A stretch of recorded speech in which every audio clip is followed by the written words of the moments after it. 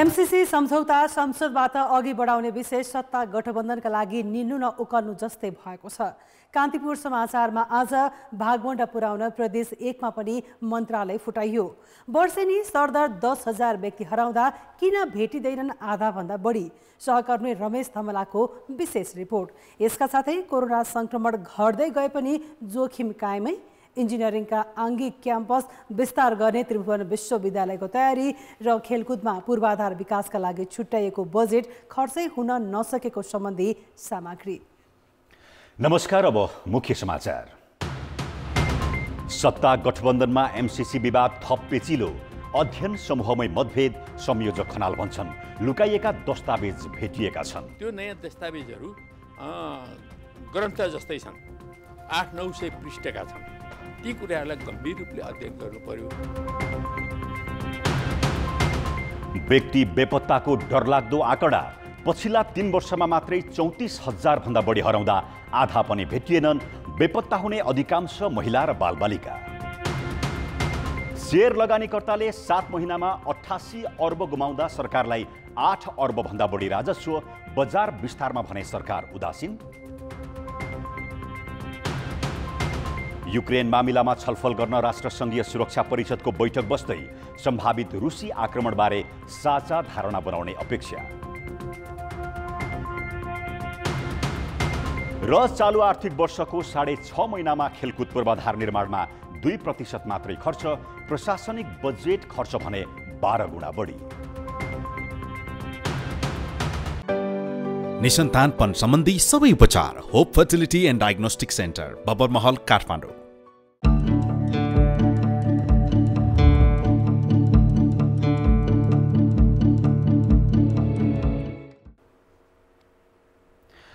अमेरिकी सहयोग सम्बन्धी परियोजना एमसीसी संसदबाट पारित गर्न सत्ताको नेतृत्वकर्ता नेपाली कांग्रेस आतुर देखिएको छ। तर गठबन्धनकै अरू दल भने संशोधनकै अडानमा छन्। यही बेला सरकारी कार्यदलले एमसीसी बारे थप गोप्य दस्तावेज फेला पारेको दाबी गरेको छ। अर्थात् जब एमसीसी अघि बढ्न खोज्छ, विवाद झन बल्झन्छ। अहिले त्यही भइरहेको छ। प्रधानमन्त्री शेरबहादुर देउवाले एमसीसी छिटो संसदमा लैजान सत्ता साझेदार दलहरूलाई दबाब दिएका छन्। एमसीसी पारित गर्न सहमत बनाउने र गठबन्धन पनि कायमै राख्ने दाउमा देउबा देखिन्छन्। तर माओवादी केन्द्र र एकीकृत समाजवादी न एमसीसीलाई यथावस्थामा पारित गर्न तयार छन्, न त गठबन्धनमा दूरी बढाउन।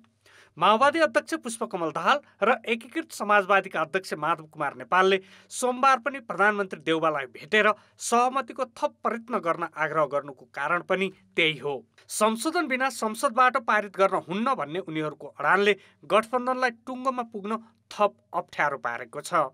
संविधानमाथि खतरा अझै पनि छ, यथावतै छ। त्यस हदसम्म चाहिँ कोलिसन कायम रहनुपर्छ भन्ने देखाउँछ। त्यो एजेन्डा यथावत रहँदासम्म चाहिँ। तर अहिलेको पछिल्लो समयमा आउँदाखेरि एमसीसीको इस्यु र अमेरिकासँगको रिलेसनको इस्यु आउँदाखेरि राष्ट्रियताको इस्यु मेजर बनेर आएको चाहिँ छ। राष्ट्रियताको इस्युमा 5 दल एक ठाउँमा रहन सक्छ सक्दैन भन्ने प्रश्न नै हो। राष्ट्रियता इस्यु भनेको त जीवन मरणको इस्यु हो। तनाव छ अहिले राजनीतिक दल 5 दलीय गठबन्धनभित्र तनाव छ। तर यो तनाव गठबन्धन फुटाउने प्रकारको पनि छैन र यो तनाव एमसीसी कुनै हालतमा पास नगरिकन हुँदैन भन्ने कुराको बाध्यकारी पनि छैन। नेपाली कांग्रेसले एमसीसीलाई सदनमा पेश गराउने र त्यहीँबाट सहमतिमा पुग्न बाध्य पार्ने रणनीतिमा छ। सदनमा अघि बढाउन सके एमालेलाई देखाएर सहयात्री दललाई तर्साउने कांग्रेसको दाउ देखिन्छ। सबै पोलिटिकल पार्टी मिलाएर यसलाई अनुमोदन गरौँ भनेर हाम्रो पार्टी सभापति शेरबहादुर देउवाले प्रधानमन्त्रीले सबैसँग भन्नुभएको छ। यसमा प्रतिपक्षी दलको नेता पनि सकारात्मक पाएको छ भने सत्तारूढ दलकै केही नेताहरू पनि भित्री रूपमा सकारात्मक देखिए पनि बाहिरी रूपमा उहाँहरू अलिकता दोधारे मनस्थितिमा हुनुहुन्छ। एमाले त एमसीसी गठबन्धनमा रणाको मच्चिने माध्यम बनोस् भन्ने चाहन्छ। आफू सत्तामा हुँदा पारित गर्नुपर्ने भनिरहेको एमाले अहिले विपक्षीमा पुग्दा चासै नभएको जस्तो गरिरहेको छ। भएका नभएका चाहिँदा नचाहिँदा यसका विषयवस्तुहरूलाई चाहिँ उछाल्ने काम गर्नुभयो, जसले गर्दाखेरि यो तत्कालीन प्रधानमन्त्री केपी शर्मा ओलीको विरुद्ध प्रयोग गर्ने हतियारको रूपमा उहाँले युज गर्नु खोज्नुभयो। अब त्यो जुन चक्रव्यूह उहाँहरूले सिर्जना गर्यो त्यसमा उहाँहरू आफै अहिले फस्नु भएको छ। हामी त रमिता हेरेर बसिरहेछौँ। 2074 मा नेपाल र अमेरिका बीच सम्झौता भएको एमसीसी संसदमा दर्ता भएको 2076 असारमै हो। झन्डै 55 अर्ब रुपियाँको उक्त अमेरिकी सहयोग परियोजना राष्ट्रिय हित अनुकूल कि प्रतिकूल भन्ने विवादमा मुख्य दलहरूले आफू अनुकूल व्याख्या गर्दा एमसिसी प्रकरण झन पेचिलो बनिरहेको छ। राष्ट्रिय राजनीतिलाई नै उथलपुथल पार्न खोजेको एमसिसी प्रकरणमा राष्ट्रिय सहमति नहुनुलाई जायज मान्न सकिन्न। कान्तिपुर समाचारका लागि क्यामेरामा रूपक कोइरालाका साथ बाबुराम तिमेल सिन्हा र दीपक आचार्य, काठमाडौँ। गठबन्धनभित्र विवाद भएकै कारण एमसिसी अध्ययन समूहले 1.5 महिना बितिसक्दा पनि साझा प्रतिवेदन तयार गर्न सकेन। बरु समूहभित्रै मतभेद बढ्यो। यही बेला समूहले अघिल्लो एमाले सरकारका बेला लुकाइएका थप दस्तावेज फेला पारेको र त्यसबारे अध्ययन भइरहेको खुलासा गरेको छ। एमसिसीको उल्झन र गठबन्धनको मतभेदबारे एकीकृत समाजवादीका वरिष्ठ नेता तथा एमसिसी अध्ययन समूहका संयोजक झलनाथ खनालसँग सहकर्मी दशरथ राईले कुराकानी गरेका छन्। सत्ता गठबन्धन दलले एमसिसी अध्ययन गर्न बनाएको समूहको तपाईँ संयोजक ठ्याक्कै भनिदिनुहोस्, अहिले एमसिसी बारे के भइरहेछ? म संयोजक थिएँ। हामीले केही दिन अध्ययन गऱ्यौँ। त्यो अध्ययन गर्ने सिलसिलामा हामी के ठाउँमा पुग्यौँ भने अहिले हाम्रो अध्ययनले हामी सबै पाँचै दल एक ठाउँमा पुग्न सक्दैनौँ। हाम्रो जम्मत एकता हुन सक्दैन। त्यस कारणले हामीलाई जे लागेको छ अहिले जे जस्तो हाम्रो अध्ययन छ त्यही कुरो प्रधानमन्त्रीलाई बुझाइदिउँ भनेर हामीले त्यो कुराहरू प्रधानमन्त्रीलाई बुझाइसकेका छौँ। तर सत्ता गठबन्धन दलभित्रै नेपाली काङ्ग्रेस त्यसमा पनि प्रधानमन्त्री एमसिसी छिटोभन्दा छिटो पारित गर्नुपर्छ भन्ने पक्षमा हुनुहुन्छ। तपाईँहरू माओवादी केन्द्र दोस्रो ठुलो दल, तपाईँहरू तेस्रो ठुलो दल, संशोधन बिना पारित गर्नु हुँदैन भन्नुहुन्छ। यसले त अन्दिल देखायो नि त एमसिसीको विषयमा। त यो गठबन्धन बन्नुभन्दा धेरै समय अगाडिबाट एमसिसीको बारेमा बहस सुरु भएको छ। तर एमसिसीको बारेमा कतिपय दस्तावेजहरू हामीले प्राप्त नै गर्न सकेका थिएनौँ। केपी ओली प्रधानमन्त्री भएको बेलामा हामीले सबै दस्तावेजहरू दिनुहोस्, पार्टीले कार्यदल बनाएको छ, हामी अध्ययन गरेर यसको निचोड दिन्छौँ भनेर हामीले भन्यौँ। तर कैयौँ दस्तावेजहरू त्यति बेला दिइएन या लुकाइयो। तर अहिले आएर अहिलेको सरकार बनेपछि हामीले भर्खर 2-3 दिन अगाडि 9वटा नयाँ दस्तावेजहरू प्राप्त गरेका छौँ। त्यो नयाँ दस्तावेजहरू ग्रन्थ जस्तै छन्, 800-900 पृष्ठका छन्। ती कुराहरूलाई गम्भीर रूपले अध्ययन गर्नु पर्यो। अध्ययन समूहले एमसिसी विषयमा चाहिँ अब प्रतिवेदन मात्रै बुझायो, निष्कर्ष निकाल्न सकेन। अनि हामीले आफ्ना निष्कर्ष निकाल्यौँ, आफ्ना निष्कर्षहरू बतायौँ। तर त्यसमा अहिले सहमति हुने सम्भावना हामीले देखेनौँ। त्यसैले अहिले तत्काल सहमति हुँदैन। हामीलाई लामो समय लाग्छ। अरू दस्तावेज पनि प्राप्त भएका छन्। यी अध्ययन गर्न लामो समय लाग्छ। त्यसकारण अहिलेको निम्ति हाम्रो निचोड जे हो त्यो कुरो हामीले प्रधानमन्त्रीज्यूलाई बुझायौँ भनेर त्यो कुरा हामीले बुझाइसक्यौँ। तपाईँहरूले एमसिसीमा देखिएको राष्ट्रहित विपरीतका विषयहरू कुन कुन हुन् र मुद्दा चाहिँ के रहेछ? 2017मा एउटा सम्झौता गरियो। त्यो सम्झौतालाई 2019मा पुग्दा सारा संशोधन गरिएको छ। त्यस पछाडि अनेकन चिठीपत्र एक आपसमा गरिएका छन्। ती चिठीपत्रले झनै धेरै संशोधन गरेका छ। त्यसकारण के चाहिँ अनुमोदन गर्ने? हामीले जुन दस्तावेज जुन सम्झौता 2017मा गरियो त्यो त व्यापक संशोधन भइसक्यो। अनि संशोधन चाहिँ अनुमोदन गर्ने कि त्यो दस्तावेज चाहिँ अनुमोदन गर्ने अन्यल यसैमा छ। यहाँले देखेको चाहिँ मुख्य चाहिँ एमसिसीका राष्ट्रहित विरुद्धका बुदाहरू चाहिँ के छन्? एमसिसी सम्झौता हामीले अनुमोदन गरेपछि अमेरिकाका प्रचलित कानुनहरू र पछि बन्ने कानुनहरूको पनि नेपालले पालना गर्नुपर्ने हुन्छ। पार्टीहरूले पक्षहरूले पालना गर्नुपर्ने हुन्छ भन्ने एउटा क्लज छ। यो क्लजले धेरै अर्थ दिन्छ। हेर्नुहोस्, अब अमेरिकाका प्रचलित कानुन र पछि बन्ने कानुन के बन्ने हुन्? अमेरिकाले त यस्तो तिब्बत कानुन पनि बनाइरहेछ, हङकङ कानुन पनि बनाइरहेछ, ताइवान कानुन पनि बनाइरहेछ होइन। हाम्रो छिमेकी देश हो चीन। अनि ती कानुनहरू हामीले मान्नु पर्यो भने त चीनसँगको सम्बन्ध त खतम भयो नि। हो, यस्ता कैयौँ आपत्तिजनक कुराहरू छन्। त्यसो हुनाले त्यसलाई हामीले चाहिँ नि अहिले समर्थन गर्न सक्ने स्थिति हुँदैन। अर्को महत्त्वपूर्ण इन्डो पेसिफिक अथवा आइपिएसको चाहिँ यो अङ्ग हो भन्ने विषयमा चाहिँ व्यापक रूपमा चर्चा भइरहेछ। अध्ययनमा के पाउनुभयो? यो अहिले गरिएको 17को सम्झौतामा त्यसबारेमा केही पनि उल्लेख छैन है। यथार्थ कुरा हामीले भन्नुपर्छ। तर अमेरिकाले 2002बाट सुरु गरेको जुन एमसीसी अवधारणा हो र एमसीसी एक्ट जो उसले बनायो त्यस बेलादेखि वास्तवमा एमसीसी चाहिँ उनीहरूको विश्व रणनीतिको एउटा अङ्ग हो भन्ने कुरा अमेरिकाले आफैले वेबसाइटमा राखेका अनेकन दस्तावेजहरूमा यो कुरा भनिरहेको छ। त्यसो हुनाले हामी होइन भन्छौँ। अमेरिकाको चाहिँ डिफेन्स मिनिस्ट्री र अमेरिकाको नेतृत्व, अमेरिका कयौँ नेताहरू जो नेपालमा आए उनीहरूले आफै बोलेका छन् यो चाहिँ आइपिएसको अङ्ग हो भनेर। अब कुन चाहिँ कुरा सत्य हो? एमसीसीकै कारण गठबन्धनमा कुरा मिलेन भने के हुन्छ? अथवा एकीकृत समाजवादीलाई एमसीसी रोज्ने कि गठबन्धन रोज्ने स्थिति आयो भने तपाईँहरूको पोजिसन के हुन्छ? यो गठबन्धन दृढतापूर्वक कायम भएर अगाडि बढ्छ। हाम्रा मतभिन्नताका विषयहरूलाई हामी एक ठाउँमा राख्छौँ, कतिपय कुरालाई हामी थाती राख्छौँ र तिनीहरूको बारेमा अध्ययन गर्दै जान्छौँ, छलफल गर्दै जान्छौँ। कुनै बिन्दुमा पुगेर सहमति भयो भने हामी संयुक्त रूपले अगाडि बढ्छौँ, सहमति भएन भने आफ्ना आफ्ना कुरा आफ्ना ठाउँमा हुन्छन्। सहमतिका विषयमा हामी अगाडि बढेर जान्छौँ। प्रदेश एक सरकारले सत्ता भागबण्डाका लागि मन्त्रालय फुटाएर 12 पुर्याउने निर्णय गरेको छ। जनताको हित र विकास निर्माण भन्दा सत्ता स्वार्थकै कारण 7 मध्ये 4वटा मन्त्रालय टुक्र्याएर 1 दर्जन पुर्याएको हो। सबैजसो प्रदेश सरकारले सत्ताको खेल पूरा गर्न मन्त्रालयहरू फुटाउँदा विकास बजेट काटेर प्रशासन चलाउनु पर्ने अवस्था आएको हो। प्रदेशसभा सदस्य सङ्ख्याको 20% मन्त्री नियुक्त गर्न सकिने संवैधानिक प्रावधानलाई टेकेर प्रदेश सरकारले धमाधम मन्त्रालय फुटाइरहेका छन्। प्रदेश एक सरकारका 7 मन्त्रालय थिए, तर गठबन्धनलाई भाग पुर्याउन ती मध्ये 4वटालाई विभाजन गरी 9वटा बनाइएको छ। अब कुल मन्त्रालय सङ्ख्या 12 पुगेको छ। एउटा मन्त्रालयमा धेरै क्षेत्र थुपारिँदा काम छिटो छरितो हुन नसकेकाले मन्त्रालय फुटाउनु परेको मुख्यमन्त्रीको जिकिर छ।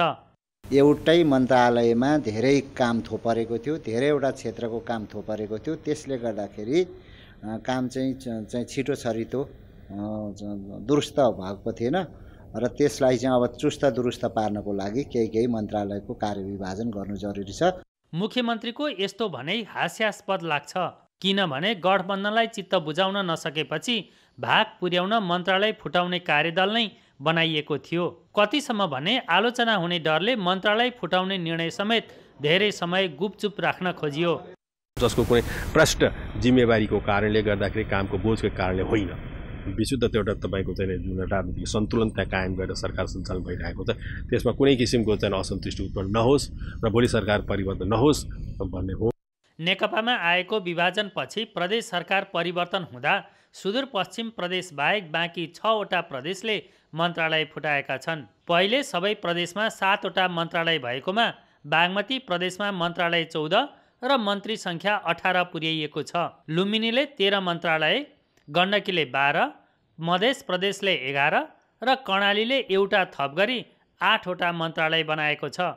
एउटा मन्त्रालय सञ्चालन गर्दा कम्तीमा 25 जना कर्मचारी र वार्षिक 50 करोड रुपैयाँ खर्च हुने देखिन्छ। त्यसबाहेक थप व्यवहार बढाउँछ।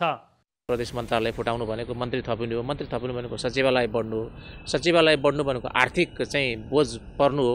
यी सबै कुराले गर्दाखेरि कुनै पनि तर्क र अहिलेको यो प्रदेश प्रति जनताको मनोविज्ञानको आधारले चाहिँ राम्रो मान्न सकिँदैन। म चाहिँ एउटा अर्थशास्त्रको विद्यार्थीको हैसियतले यसलाई उचित भन्न सक्दिनँ र आर्थिक धरातलमा उभिएर हेर्नुहुन्छ भन्दा कुनै पनि हिसाबले यसलाई जस्टिफाई गर्न सकिँदैन। संहिता आएपछि विकास निर्माणले गति लिने र नागरिकले घर आँगनमै छिटो छरितो रूपमा सेवा पाउने अपेक्षा आम नागरिकमा थियो। तर दलहरूले जनताको सेवाभन्दा आफ्नो सत्ता मोह पुरा गर्न धमाधम मन्त्रालय फुटाउने र मन्त्री थप्ने गरिरहेका छन्, जुन मुलुकको भार बढाउने र संहिताको मर्म विपरीतको कदम हो। कान्तिपुर समाचारका लागि क्यामेरामा सम्मु पोखरेलका साथ महाप्रसाद खतिवडा, विराटनगर, मोरङ। अब जनताको आवाज हामीले 7 प्रदेशमा सोधेका छौँ। भागबण्डाका लागि मन्त्रालय फुटाउने प्रवृत्तिलाई के भन्नुहुन्छ? जनताको आवाज। आफूलाई स्थापित गर्नको लागि चाहिँ मन्त्रालय फुटाउने, दल फुटाउने यो कुराहरू भइरहेको हुन्छ, तर यो देश र जनताको आवश्यकता चाहिँ होइन। राजनीतिक भागवण्डाको लागि मन्त्रालय टुक्र्याउनु भनेको जनताको वित्तीय भार बढाउनु हो। यो मात्रै आफ्नो कार्यकर्ता पाल्ने चाहिँ एउटा ट्रेन्ड देखिएको हो। जनता र देशको लागि एकदमै अहितकर, दुर्भाग्यपूर्ण र व्ययभार बढाउने कार्य जस्तो मलाई लाग्छ। संघीयताप्रति नै मानिसहरूको वितृष्णा उत्पन्न हुने अवस्था हुन्छ। राज्य खर्च बढ्ने हुन्छ र महँगो चाहिँ शासन हुन जान्छ। मन्त्रालय टुकारेर गठबन्धन टिकाउन खोज्नु यो गम्भीर विषय हो। आफ्नो मात्रै स्वार्थ पुरा गर्नको लागि मात्रै उहाँहरू लाग्नु भएको छ। यसले चाहिँ नि जनतालाई हुनुपर्ने कर, जनतालाई तिर्नुपर्ने करलाई चाहिँ नि मतलब बढावा दिनलाई यो खेल खेलिरहेछन्। यो चाहिँ जनतालाई भार पर्ने काम हो, यस्तो गर्नु हुँदैन। आफ्ना आशापासीहरूलाई गठबन्धनको नाममा चाहिँ मन्त्री बनाउने यो चाहिँ एकदम गलत हो। सत्ता टिकाउने मात्र एउटा सत्ताको खेल्न मात्र उहाँले जानिराख्नु भएको छ। आगामी दिनमा आउने दिनहरूमा पनि यो देशको लागि र तपाईँको आर्थिक अर्थव्यवस्थाको हिसाबले पनि राष्ट्रको लागि त्यो ठिक होइन। संविधानले दिएको कुराहरू छ, संविधान त छ भने त्यसलाई संवैधानिकै मान्नुपर्छ। अर्को चाहिँ दलहरूलाई भागभन्डा पुर्याउनको लागि मात्रै छ भने चाहिँ त्यसलाई उचित मान्न सकिन्न। यसले देशको आर्थिक भार बढ्छ र जनतालाई नै फेरि करको मारमा ल्याउने यो नयाँ एउटा रणनीति खेलिएको हो। यो चाहिँ आफ्नो व्यक्तिगत स्वार्थ र गठबन्धनको स्वार्थको लागि र गठबन्धनको निमित्त यो चाहिँ भागभन्डा गर्ने प्रवृत्ति हो। नेताहरूको राजनीति बिल्कुल राजनीतिक स्वार्थ हो। यस्तो खालको प्रवृत्तिले चाहिँ नि देशको व्ययभार ठुलो बढेर जान्छ। नेताहरूको आफ्नो भागको लागि मात्रै छ र देशले यो खर्च, प्रदेशले यो खर्च बेहोर्न पनि सक्दैन।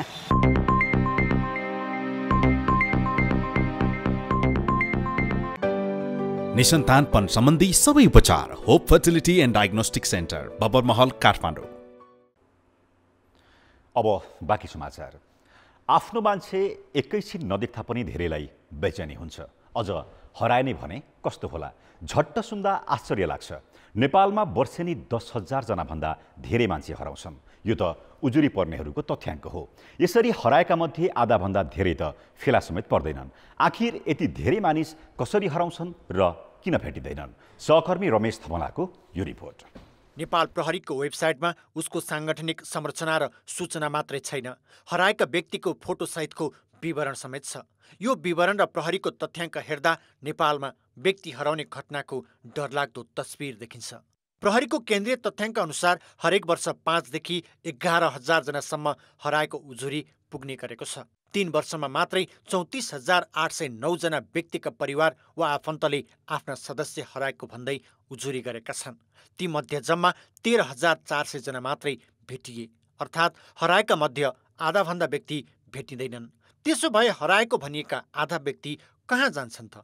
यकिन जवाफ प्रहरीसँग पनि छैन। कतिपय व्यक्तिहरू वैदेशिक रोजगारीको सिलसिलामा विदेश जानुहुन्छ अथवा आपराधिक क्रियाकलापमा संलग्न भएर पक्राउ परेर प्रहरीको हिरासतमा अथवा थुनामा रहेको अवस्था पनि हुनसक्छ। कतिपय बालबालिकाहरू चाहिँ बाल श्रम होटलमा मजदुरको रूपमा काम गर्ने अथवा कसैको घरमा काम गरेर बसिरहेको अवस्था पनि हुन्छ। यी विभिन्न कारणले गर्दाखेरि हामीलाई चाहिँ मान्छे बालबालिका भए पनि नोटिस नभएर रहेको अवस्था हुन्छ। तर हाम्रो खोज तलास भन्ने कुरा चाहिँ निरन्तर रहिरहन्छ। हराउने मध्ये अधिकांश महिला छन्। बालबालिकादेखि किशोर किशोरी समेत हराएको सूची प्रहरीसँग छ। साउनेता मात्रै 5,000 हराएकोमा 1,000 जना बालबालिकाहरू छन्। ती मध्ये अधिकांश काठमाडौँबाटै हराएको देखिन्छ। सूचना र सम्पर्कका साधनहरू सहजै उपलब्ध हुँदा पनि कसरी मान्छे हराउँछन्? प्रश्न गम्भीर छ। त्यसो त कतिपयले हराएको भन्दै परिवारले उजुरी गर्ने, तर फर्किएर आएपछि प्रहरीलाई जानकारी नगराउँदा पनि खोज्न समस्या हुने गरेको देखिएको छ। जो मान्छे हराएका छन् पुलिसकोमा रिपोर्ट गरेको हुन्छ त्यसको चाहिँ हाम्रो अहिले सम्पूर्ण जिल्लाहरूमा परिपत्र पनि गएर खोज तलासको लागि परिपत्र गरिएको चाहिँ हुन्छ। कतिपय व्यक्ति आफ्नै रुचिमा परिवारबाट टाढा भएका हुन सक्छन्। कोही फर्केपछि भेटिएको सूचना प्रहरीसम्म पुग्दैन। यो केही कारण हुन्, तर हरेक वर्ष सयौं व्यक्ति हराएको भन्दै प्रहरीमा उजुरी पुग्नु र ठूलो हिस्सा नभेटिनुले अनेकौं प्रश्न उठाउने गरेको छ। एक त व्यक्तिको जीवनको सवाल छ, अर्कोतिर हराएका व्यक्तिहरू लुकीछिपी अवैध धन्दा र बढ्दो मानव तस्करको पनि आशंका छ। त्यसैले घर परिवारदेखि राज्यसम्म सबै गम्भीर हुन जरुरी देखिएको छ। कान्तिपुर समाचारका लागि क्यामेरामा पशुपति बुढाथोकी र विनोद कोजुका साथमा रमेश धमला, काठमाडौँ। नेपालमा 3,472 जना कोरोना संक्रमित थपिएका छन्। 10,368वटा नमुनाको PCR परीक्षण गरिएकामा 33.48% संक्रमण पुष्टि भएको हो। यसैगरी 5,720वटा नमुनाको एन्टिजेन परीक्षण गर्दा 1,820 जनामा संक्रमण पुष्टि भएको स्वास्थ्य तथा जनसङ्ख्या मन्त्रालयले जनाएको छ। यस्तै आज 8,191 जना संक्रमण मुक्त भएका छन् भने 8 जनाको मृत्यु भएको छ। अहिले देशभर 288 जनाको आइसियुमा र 50 जनाको भेन्टिलेटरमा उपचार भइरहेको छ। मुलुकभर हाल 79,272 जना सक्रिय संक्रमित छन्।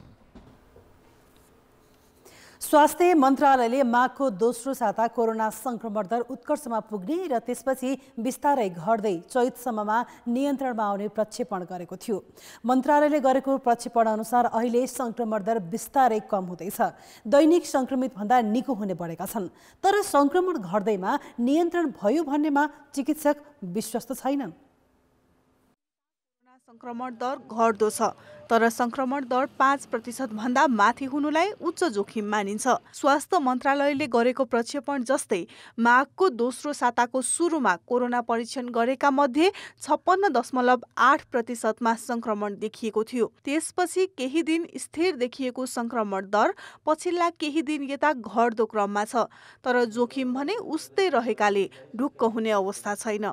त्रसित पनि नहुने तर ढुक्क चाहिँ पटक्कै हुनुहुन्न हामी, किनभने जो परिवारमा संक्रमित हुनुहुन्छ, जसका परिवार समाजका मान्छेहरू अस्पतालमा भर्ना हुनुभएको छ, जसको आइसियु र भेन्टिलेटरमा हुनुहुन्छ, उहाँहरूलाई पीडा र वेदना थाहा छ हैन।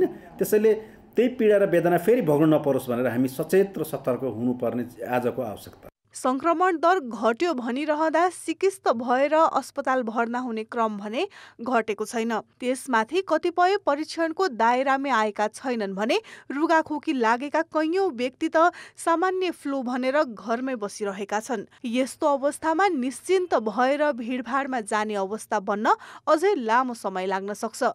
सर्वसाधारण पनि संक्रमण दर घट्दैमा ढुक्क भएर हिँड्न नसकिने र जनस्वास्थ्यका मापदण्ड पालना नभए पुनः बढ्न सक्नेमा सचेत देखिएका छन्। मास्क चाहिँ लाउनै पर्छ। अब मास्क पनि अब सरकारले सक्यो भने एकदम सस्तोमा सबैले लाउन सक्ने गरी त्यो वातावरण बनाउनु पर्छ। तर यो रोग चाहिँ नि यो मेरो विचारमा यो सरकारले चाहिँ चैतसम्म त्यो हट्छ भने हटेर गए पनि हामी चाहिँ सावधान चाहिँ अपनाउनै पर्छ। धेरै नै सचेत छौँ।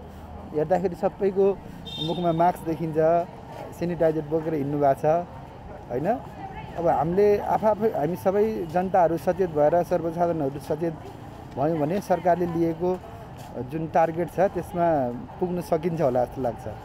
एक त आम नागरिक स्वतस्फूर्त रूपमा परीक्षणमा सहभागी भएका छैनन् भने अर्कोतिर सरकारी तवरबाटै प्रशस्त परीक्षण नहुँदा संक्रमितको पहिचान हुन सकेको छैन। ओमिक्रोन भेरिएन्टले संक्रमित सबैलाई जटिल प्रकृतिका समस्या नदेखाए पनि रोग प्रतिरोधात्मक क्षमता कम भएका र दीर्घरोगीलाई समस्या पारिरहेको छ। यस्तो अवस्थामा सरकारले संक्रमण नियन्त्रणमा आउने मिति प्रक्षेपण गर्नुभन्दा रोकथाम र नियन्त्रणका प्रभावकारी कदम चाल्नु आवश्यक छ। कान्तिपुर समाचारका लागि क्यामेरामा विनोद कोजुका साथ सृजना बास्तोला, काठमाडौँ। प्राविधिक शिक्षाप्रति विद्यार्थीको चाप बढ्दो छ, तर सहज रूपमा पठन पाठन गर्न शैक्षिक संस्था पर्याप्त छैनन्। अब भने मुलुकका लागि आवश्यक प्राविधिक दक्ष जनशक्ति उत्पादन गर्ने उद्देश्यले त्रिभुवन विश्वविद्यालयले विभिन्न ठाउँमा इन्जिनियरिङका आङ्गिक क्याम्पस विस्तार गर्ने भएको छ। त्रिभुवन विश्वविद्यालय अन्तर्गत इन्जिनियरिङ विषय अध्यापन गराउने आङ्गिक क्याम्पसमा भर्ना हुन विद्यार्थीबीच तीव्र प्रतिस्पर्धा हुन्छ। अहिलेसम्म पुलचोक, थापाथली, धरान, पोखरा र चितवनमा मात्र इन्जिनियरिङ विषय अध्यापन गराउने आङ्गिक क्याम्पस छन्। विद्यार्थीको चाप बढेपछि विश्वविद्यालयले दाङको घोराई, दोतीको खप्तर र महोत्तरीको बर्दिवासमा क्याम्पस स्थापना गर्न लागेको छ। आगामी वर्षबाटै दाङमा स्नातक तहको अध्ययन अध्यापन सुरु गर्ने तयारी छ। हरेक प्रदेशमा कम्तीमा एउटा इन्जिनियरिङको आङ्गिक क्याम्पस स्थापना गर्ने उद्देश्य विश्वविद्यालयको छ। यो एकाडेमी सकेसम्म छिटै निर्माण गर्छौँ। यसको गुरुयोजना तयार भइसकेको छ। त्यो गरिसकेपछि हामी सकेसम्म अर्को वर्ष आउने वर्षमा चाहिँ बिई बिआर्सको एडमिसन चाहिँ सुरु गर्छौँ। त्यहाँ चाहिँ सिभिल वा चाहिँ कम्प्युटर विषयमा चाहिँ हामी 48 विद्यार्थीलाई भर्ना लिने चाहिँ लक्ष्य लिएका छौँ। एउटा इन्जिनियरिङ क्याम्पस स्थापना गर्न 1 अर्ब रुपियाँभन्दा बढी लाग्छ। न्यूनतम 31 जना शिक्षक कर्मचारी आवश्यक पर्छ। त्यसो त इन्जिनियरिङ कलेजहरू काठमाडौँ उपत्यकामा मात्र केन्द्रित हुँदा विद्यार्थीले चाहेर पनि पढ्न नसकेको अवस्था छ। विभिन्न विश्वविद्यालय गरेर 15-20 भन्दा बढी इन्जिनियरिङ कलेजहरू राजधानीमै केन्द्रित भएको पाउँछौँ।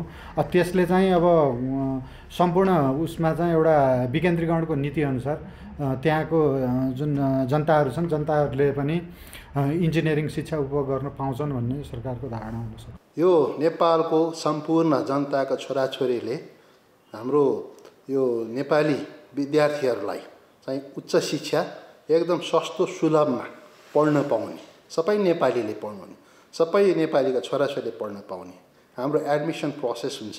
त्यो चाहिँ पास गर्नुपर्छ। जो पनि एडमिट गर्न सक्छन्। यसमा धनी गरिब भन्ने केही पनि भेदभाव हुँदैन। 2000 सिटका लागि 4 गुणा भन्दा बढी विद्यार्थीको आवेदन पर्नुले पनि इन्जिनियरिङको आङ्गी क्याम्पसमा विद्यार्थीको आकर्षण छ भन्ने प्रश्न हुन्छ। आङ्गी क्याम्पसको विस्तार र विकाससँगै गुणस्तरमा पनि विशेष ध्यान दिनुपर्ने हुन्छ। कान्तिपुर समाचारका लागि क्यामेरामा प्रवीण गेवाली र पशुपति बुढाथोकीका साथ नारायण किलम्बु, काठमाडौँ। निसन्तानपन सम्बन्धी सबै उपचार hope fertility and diagnostic centre, Babarmahal, Kathmandu. अर्थ र विकास। यो आर्थिक वर्षको 7 महिनामा शेयर बजारमा निकै उतार चढाव देखिएको छ। लगानीकर्ताले नाफाभन्दा पनि नोक्सानी बेहोर्दा सरकारले भने थुप्रै कमाएको छ। लगानीकर्ताको सम्पत्ति 88 अर्ब रुपैयाँले घट्दा 7 महिनाको यो अवधिमा सरकारले शेयरबाट मात्रै 8 अर्ब रुपैयाँ कमाएको छ।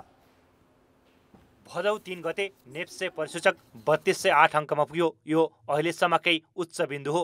तर मङ्सिर 27 गतेसम्म आइपुग्दा घटेर यो 2295 सम्म ओर्लियो। अहिले भने 2800 अङ्कको आसपासमा छ। बजार घट्नुको कारण बैंकहरूले निक्षेपमा बढाउँदै गएको ब्याज र तरलता अभावलाई मानिएको छ। 7 महिनाको समग्र अवस्था हेर्दा निकै उतार चढाव भएको शेयर बजारमा लगानीकर्ताले भने 88 अर्ब रुपियाँ बराबरको नोक्सानी बेहोरेका छन्। तर यही बेला सरकारले भने पुँजीगत लाभकर बापत 8 अर्ब 6 करोड र आयकर बापत 27 करोड राजस्व प्राप्त गरेको छ। जबकि गत वर्षको सोही समयमा सरकारको आम्दानी कुल 3 करोड 70 लाख रुपियाँ मात्रै थियो। यसरी हेर्दा यो 7 महिनामा शेयर बजारबाट सरकारको आम्दानी 90%ले बढेको छ। क्यापिटल गेन ट्याक्स चाहिँ यो 6 महिनामा करिब अब 8 अरब 6 करोड जति कलेक्सन भएको छ। लास्ट इयर को आर्थिक वर्षमा टोटल 14 अरब 14 करोड चाहिँ क्यापिटल गेन ट्याक्स चाहिँ प्राप्त भएको थियो भने अहिले 8 अरब भनेपछि त्यो ट्रेन्ड चाहिँ गत वर्षकोसँग मिल्दोजुल्दो ढङ्गले गएको छ। यद्यपि यसको चाहिँ कस्तो छ भने ट्रेन्ड हेऱ्यो भनेदेखि गत वर्ष चाहिँ पहिलो 6 महिनामा चाहिँ बाट बढ्दै गएर लास्टतिर अधिकतम पुगेको थियो। सरकारले 1 वर्षभित्रमा खरिद गरेर बिक्री भएको शेयरमा 7.5% कर लगाउँछ। त्यो भन्दा बढी अवधिमा भने 5% कायम गरेको छ। बजारमा जति बढी शेयर खरिद बिक्री भयो त्यति बढी सरकारलाई आम्दानी बढी हुने भएकाले राजस्व बढेको हो। तर पुँजीगत लाभकर अन्तर्राष्ट्रिय अभ्यास बमोजिम नभएको लगानीकर्ताको गुनासो छ। जोखिम मोडेर लगानी गर्नेले नोक्सानी बेहोर्दा सरकारले भने मनज्ञ कमाउनु त्यही कारण हो। वर्षभरिको कमाइमा र ओभरअल पोर्टफोलियोमा हैन भने कि 100 वटा कम्पनीमा गरे भने कतिपय कम्पनीमा मैले गुमाएँ, कतिपय कम्पनीमा मैले कमाएँ। ओभरअल पोर्टफोलियोमा चाहिँ क्यापिटल गेन ट्याक्स त्यो पनि वर्षको अन्त्यमा मात्रै मैले रिटर्न फाइल गर्ने हो। यहाँ नेपालमा चाहिँ क्यापिटल गेन ट्याक्स चाहिँ एडभान्समा लिन्छ। अब म सरकारलाई प्रश्न के हो भन्दाखेरि मैले वर्षभरि मेरो घाटा र नाफा भनेको त मेरो वर्षभरिको एउटा फाइनेन्शियल पिरियडलाई हो नि, 1 वर्षको पिरियडलाई हो नि। तर शेयर बजारबाट मोटो रकम कमाउने सरकारले बजार विस्तार र विकासलाई भने प्राथमिकता दिएको देखिन्न। प्रक्रिया पुर्याएका कम्पनीलाई प्राथमिक शेयर निष्कासनका लागि महिनौं झुलाएर राख्नुले पनि सरकार शेयर बजारका समस्या बेलैमा सम्बोधन गर्न उदासीन छ भन्ने प्रश्न हुन्छ। कान्तिपुर समाचारका लागि क्यामेरामा श्याम श्रेष्ठका साथ सुधिल पोखरेल, काठमाडौँ। भुक्तानी प्रणाली सञ्चालक फोन पेमेन्ट सर्भिस र भुक्तानी सेवा प्रदायक खल्ती डिजिटल वालेट बीच सहकार्यको सहमति भएको छ। आज एक कार्यक्रमका बीच फोनपेका तर्फबाट नायब प्रमुख कार्यकारी अधिकृत दिवस सापकोटा र खल्तीका प्रमुख कार्यकारी अधिकृत विनय खड्काले सहकार्यको सहमति गरेका हुन्। यो सहमतिसँगै अब खल्ती फोनपे नेटवर्कमा आबद्ध भएको छ। अबदेखि खल्तीका प्रयोगकर्ताले फोनपेको क्युआर मार्फत सजिलै रकम भुक्तानी गर्न पाउनेछन्। खेलकुद समाचार। नमस्कार, कान्तिपुर खेलकुद समाचारमा स्वागत छ। न्यून पूर्वाधार भएका पनि स्तरीय नहुँदा खेल क्षेत्रको विकास हुन सकिरहेको छैन। निर्माणाधीन पूर्वाधार समेत अलपत्र अवस्थामा छन्। तर खेलकुद मन्त्रालयले भने भएको बजेट पनि खर्च गर्न सक्दैन।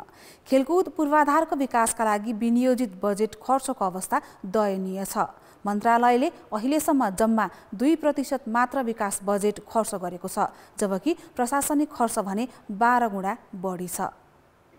नेपालमा cricket, football, volleyball, basketball, badminton, karate जस्ता महत्त्वपूर्ण खेलका पूर्वाधार पर्याप्त छैनन्। अझ प्रदेशगत हिसाबले हेर्ने हो भने त बागमती बाहेक अन्य प्रदेशमा खेल पूर्वाधारको अवस्था दयनीय छ। निर्माणाधीन मुलपानी क्रिकेट रङ्गशालादेखि बेलझुन्डी रङ्गशाला निर्माण वर्षौंदेखि अलपत्र छन्। खेल पूर्वाधारको अभाव खेलाडीले झेलिरहेका छन्।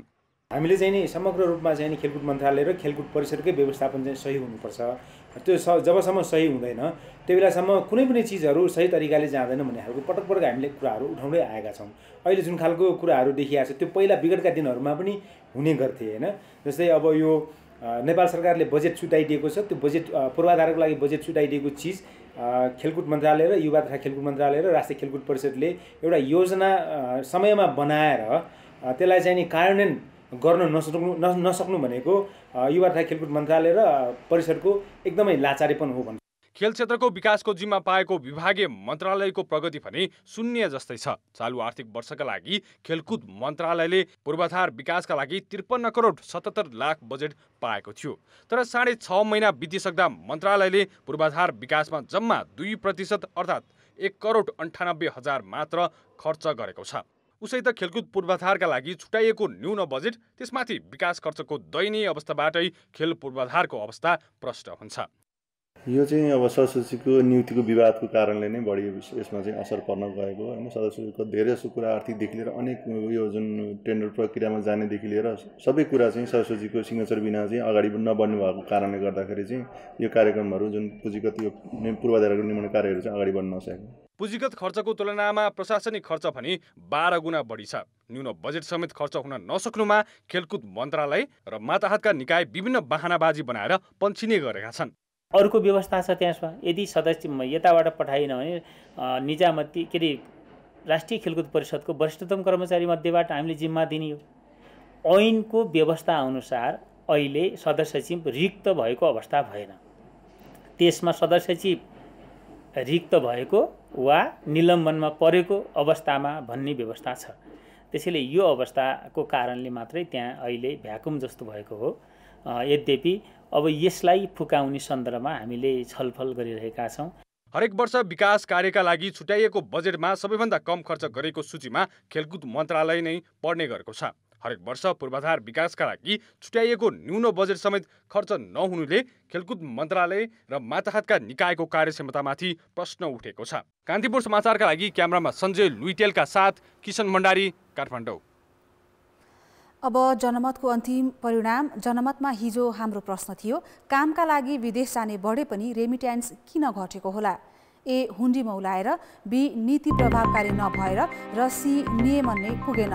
जनमतको अन्तिम परिणाम यस्तो छ, ए, हुन्डी मौलाएरमा 58%, बी, नीति प्रभावकारी नभएरमा 26% र सी, नियमन नै पुगेनमा 16% मत प्राप्त भएको छ।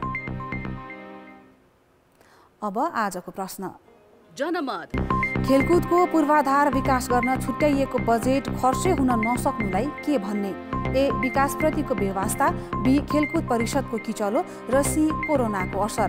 जनमतको अन्तिम परिणाम भोलि साँझ 8 बजेको कान्तिपुर समाचारमा प्रसारण गर्नेछौँ। कृपया NEWS news space A, B वा C टाइप गरी 34001 मा SMS गरी आफ्नो मत व्यक्त गर्नुहोला।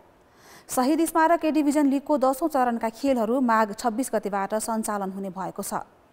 बुधबार बाँकी रहेका 4 चरणको खेल तालिका प्रकाशित गर्ने इन्फाको तयारी छ। लिगमा मछिन्द्र फुटबल क्लब 9 खेलमा 23 अङ्क बनाउँदै तालिकाको शीर्ष स्थानमा छ। दोस्रो स्थानको मनाङ मर्स्याङदीको समान खेलमा 19 अङ्क छ। तेस्रो स्थानको त्रिभुवन आर्मी फुटबल क्लबले 17, चौथो स्थानको 3 स्टारले 16 अङ्क र शीर्ष 5 को सङ्गठाले 14 अङ्क जोडेको छ। 3 अङ्क जोडेको फ्रेन्ड्स तालिकाको पुच्छारमा रहँदै च्यासलसँगै रेलिगेसनको खतरामा छ। लिग अन्तर्गत 9औं चरणमा नेपाल पुलिस क्लब र च्यासल युथ क्लब बीच स्थगित खेल माघ 22 गते हुने भएको छ। खेलाडीमा कोरोना संक्रमण देखिएपछि सो खेल स्थगित भएको थियो। नेपाली राष्ट्रिय क्रिकेट टिमको फिल्डिङ प्रशिक्षकमा भारतीय रघुराम श्रीनिवास नियुक्त भएका छन्। T20 विश्वकप ग्लोबल छनौटको तयारीमा रहेको टिमका लागि फिल्डिङ प्रशिक्षक नियुक्त गरिएको नेपाल क्रिकेट सङ्घ क्यानले जानकारी दिएको हो। अस्ट्रेलियामा हाई पर्फर्मेन्स लेभल 3 गरेका श्रीनिवास आजबाट नेपाली टिमको अभ्यासमा सहभागी भएका छन्। विश्वकप छनौट खेल फागुन 6 गते सुरु हुँदैछ। उनीसँग यसअघि अमेरिकाको राष्ट्रिय टिमको समेत फिल्डिङ कन्सल्ट्यान्ट भएको अनुभव छ। क्यानले प्रशिक्षक पोबुदु दशानायकेसँगको सल्लाहमा श्रीनिवासलाई बोलाएको हो। पोबुदु यसअघि अमेरिकी क्रिकेटको मुख्य प्रशिक्षक हुँदा उनले सँगै काम गरेका थिए। श्रीनिवासको प्रशिक्षण तथा सल्लाहमा नेपाली टिमको फिल्डिङ चुस्त हुने अपेक्षा राखिएको छ। क्यानले केही दिनमा नै ब्याटिङ प्रशिक्षक पनि नियुक्त गर्दैछ। उनी को हुन् भन्नेबारे भने केही उल्लेख गरिएको छैन। सन्दीप लामिछानेको कप्तानीमा रहेको 16 सदस्यीय टोली अहिले टियुमा अभ्यासरत छ। बिग ब्यास खेलेर नेपाल आए लगत्तै कोभिड संक्रमण भएपछि सन्दीप भने अभ्यासमा सहभागी छैनन्। नेपालले विश्वकप छनौटको आफ्नो पहिलो खेलमा ओमानसँग फागुन 6 गते प्रतिस्पर्धा गर्नेछ। ग्लोबल छनौट एमा नेपाल सहित 8 टिम सहभागी छन्। समूह एमा नेपाल, ओमान, क्यानाडा र फिलिपिन्स छन्। नेपालले दोस्रो खेल फागुन 7 गते फिलिपिन्स र समूहको अन्तिम खेलमा 9 गते क्यानाडाको सामना गर्नेछ। खेलकुद समाचार अहिलेलाई यति नै। अब मौसम सम्बन्धी जानकारी।